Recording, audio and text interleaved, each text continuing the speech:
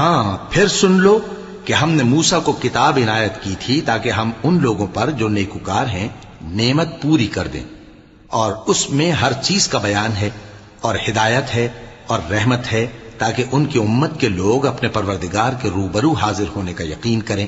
اور اے کفر کرنے والو، یہ کتاب بھی ہم ہی نے اتاری ہے برکت والی، تو اس کی پیروی کرو اور اللہ سے ڈرو تاکہ تم پر مہربانی کی جائے۔ اور اس لیے اتاری ہے کہ تم یوں نہ کہو کہ ہم سے پہلے 2 ہی گروہوں پر کتابیں اتری ہیں اور ہم ان کے پڑھنے سے بے خبر تھے،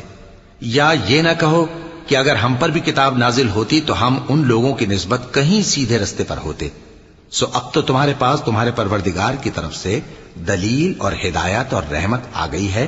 تو اس سے بڑھ کر ظالم کون ہوگا جو اللہ کی آیتوں کی تکذیب کرے اور ان سے لوگوں کو پھیرے۔ جو لوگ ہماری آیتوں سے پھیرتے ہیں، اس پھیرنے کے سبب ہم ان کو